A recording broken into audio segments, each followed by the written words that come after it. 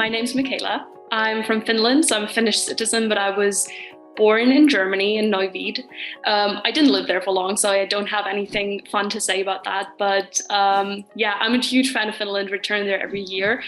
But yeah, I grew up in Germany for the most part and also did my bachelor's there in Nuremberg, which is basically also where I lived beforehand or grew up for the most part, and studied international business. So I was already very enthusiastic about anything international, which is also, I think, because of my upbringing. I had always like a very international family, international friends, and yeah, really cared about that. So international business was for me sort of a good combination of the normal business education that I was looking for, but also these like language components and cultural awareness components.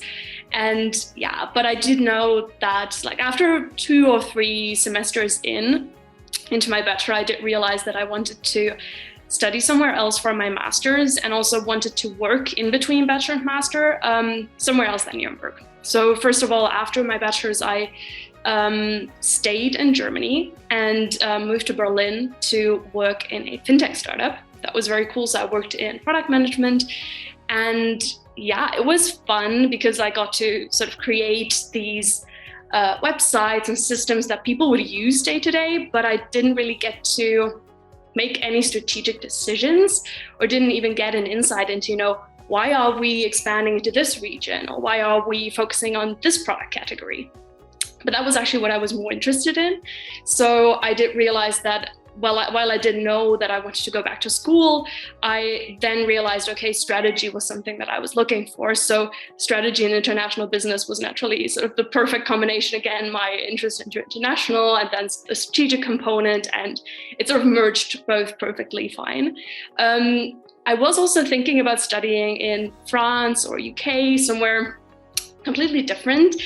So the SIM program is in Switzerland, in St.Gallen. So that is, I think that strikes many people as almost Germany. So not as abroad as you would think and not as international, but I'm happy that I still went with it and really sort of followed my gut instinct, because it is still an international experience for sure for me as well, because I've never been to Switzerland. So anyone who assumes it's just like Germany, no, it is not. It's a very different experience. So yeah, that's sort of how I ended up here, and I'm very happy with the program that I chose.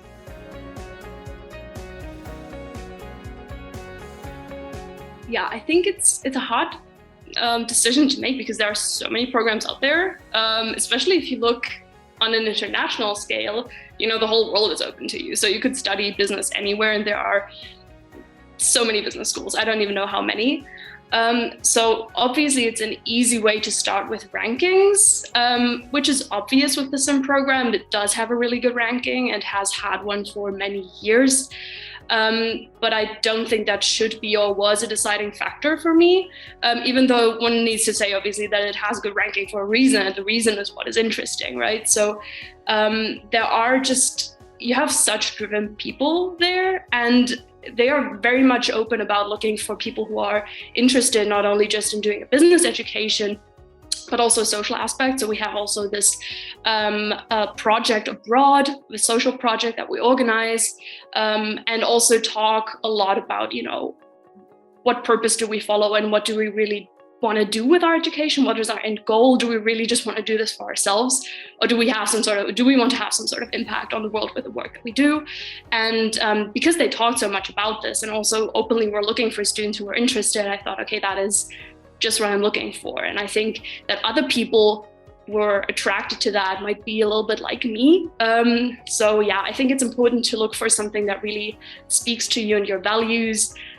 So you also find this sort of little bubble of people who are similar and who you can sort of learn from and learn with. So the program has, especially in the first semester, you have almost all of your courses with other SIMEs, and you have a lot of group work. So the whole program is really centered around group projects. They are part of pretty much every single course. And there you have, for example, courses like strategic management, strategic leadership. That is really where the strategic aspect comes through the most.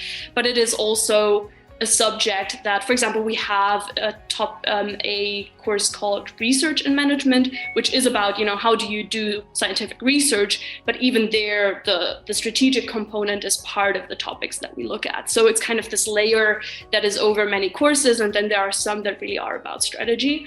But what's also interesting is that in the first and second semester as well, you have electives, so you can really openly choose what you are interested in, and you can also then study those courses obviously with other students who are not just in the sim, because you do sort of get into this bubble a little bit, especially after the first semester. What is interesting about the contextuals is that they are on completely different topics. They are not management related at all. That is something that is special about the whole University of St.Gallen, that you can study something like queer history or what else did I study? Also the political Islam. So it's just very, topics that don't really have anything to do with management, but they broaden your horizon and you can explore new areas of interest or something that you care about, that just doesn't have to do just with your career goals, but just growing from a knowledge perspective overall. I think that is something that's very special to me as well. And I would really stress this collaborative part as well. So if you are someone who is open to group work, so either you like it, then it's great for you, or you maybe don't like it yet, or you're not as great at it, then this will really push you there to learn how to work in groups. For many of my peers in my bachelor's, it was a weird decision, and I don't think any of my friends chose to work full-time right after the bachelor's. Anyone went right into master's. So I did struggle with that decision, because for a moment I thought, okay, if I'm the only one doing this, is this wrong? But my reasoning was very much that I thought, okay, I had learned so much in my bachelor's, but forgotten so much of it as well, because I didn't really have any dots to connect it with. So I had done internships and stuff, but I really lacked this full-time employment perspective. So especially when we're talking about management, if you don't have any insight into management, and they tell you how to manage a team well, how can you really process this knowledge if you have not had this situation and you have never sort of practically experienced this? So I really wanted to throw myself out there and, also struggle for a bit, honestly, because I didn't have any full-time work experience. So the first time was always hard in a sense. Also because I started at 21, where everybody in my department was much older than me, but it was a really good experience just to see different projects, see different work dynamics. And then when I went back to my master's, I had a much easier time sort of listening to what the input I got from professors and then connecting it to, there was this situation in the startup that I worked at. That's what we could have done better with the knowledge that I have now. So I had examples in my mind. I had situations where something had gone wrong, and I now knew how to do it better. So I would say that the reasoning why I did go for the full-time employment before doing my master's actually really paid off the way I had planned for, thank God. So yeah, that was really, I would say it's really helpful, and I really encourage other people to do the same. Also, one practical reason is really financing. Living in Switzerland is not the cheapest thing to do. And especially for me, so I'm a Finnish citizen, but I lived in Germany for long and now I was studying in Switzerland, so there were not many scholarships available to me. So knowing that, I also saved up some money during my full-time employment that I could then use to finance my studies in Switzerland. The interesting aspect there really is that many people who apply for a master's think that when they're applying, they already need to know what they are going to use that degree for. So they already need to know the step after the next step. For me, that wasn't the case, and it also wasn't expected. So I think it is very expected from the sim team and everyone that you come to this program without knowing exactly what you want to do, because there's a lot of time for exploring, just discussing with alumni, because they obviously have many different career paths and jobs, and there are alumni in all kinds of countries and cities and industries, and there's a lot to just learn from. And we also have different events with them where they are called career tea times, where you can talk to sort of people who are in the investment industry or consumer goods, or all these different kinds of industries. And we also have a career advisor just for us. So just for the 50-ish people that are in our cohort, we have one career advisor who we can run to with our questions, and she really doesn't want to push us into a specific industry, for example consulting, which is very clear when you study something like strategy that many people will end up there. So that is a very popular career path, but no one is trying to push you there. So it's a lot about exploring and really thinking about what you want to do. And it's also a lot about reflecting. With this career advisor, with other fellow students, in the courses, there's a lot of openness to thinking about what it is you really want to do with your career. The way it helped me was a lot. The career advice I got was really good, and really centered around asking the right questions, and sort of she almost led me to understand what I wanted to do, even when I didn't have the mental clarity to know that. And yeah, now I sort of have this goal in my mind that I want to do, that I just know of because I studied this. So for me, it was a lot about, it was like a reflection phase, really. So yeah, I didn't go into this knowing what I was going to do. It's definitely special. I was very surprised how little I understood Swiss German. I do not understand Swiss German as a German. That was the first thing that surprised me. So do not go there with that expectation. It is still a different country, even if you are a German student, which there are a lot of. But yeah, the Swiss people are super nice, also very welcoming to people from abroad. So there's really no issue with you speaking English there. So you really get along there nicely. And also, grocery shopping and everyday situations are very easy to handle in English as well, because I have many friends from the sim as well who are non-German speakers.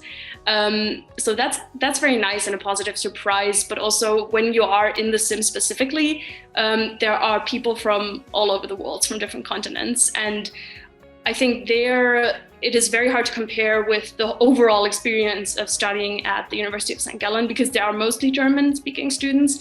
In the sim, less so, and you really are in your bubble.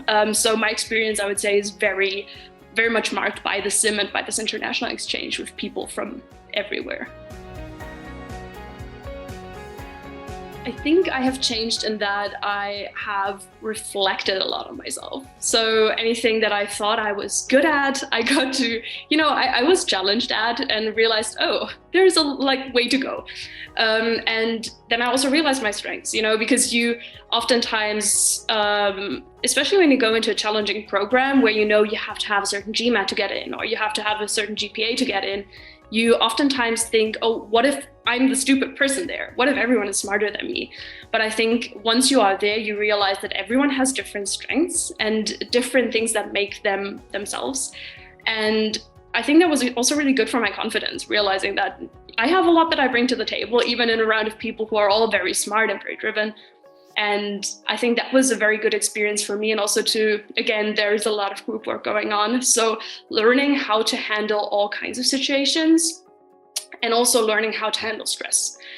So the amount of, different projects all at once, you usually don't have that in other programs, or also in many work situations, you wouldn't have 6 different projects with 6 groups of different people all at once at one point in time. So I think learning to handle that is very special. It can be very frustrating, can be exhausting at times, but I think it is really a great skill to have. I think it is important to know why you want to study in a specific program, right? There is a lot of talk about these rankings and how you shouldn't just focus on them. And I think one should really, really listen to that advice, even though it is hard, because you want to do what is deemed the best you can. But really look into, why do I want to study a specific program? What am I really interested about? What do I care about? Really look into the courses that are offered in a specific program and whether they interest you and whether you think, okay, I really want to know more about this. And also, for instance, the companies that a program partners with. which ones are there? Do they interest you? Because that can get you sort of a foot in the door. That can be very helpful as well, and can be an indicator of, you know, where your career might go afterwards. And when you speak or reach out to alumni or current students, ask them not only how you get in, because we get these questions a lot, you know, what kind of GPA do I need? There is no one GPA that you have to have, or specific GMAT you have to have. And that's not what you should care about the most. What you should care about the most is, why do I want to go there? So really ask other students, you know, what's your experience been like? Why would you recommend it? Why would you not recommend it? What's been the best thing about the program? So really dare to also, you know, look behind the curtain and see what it's really like to, you know, get the best program for yourself. And also do think about, you know, what are the people who are going to be in that program? So if you really want to surround yourself with international students from everywhere with different backgrounds, then a program like the SIM would be perfect for you.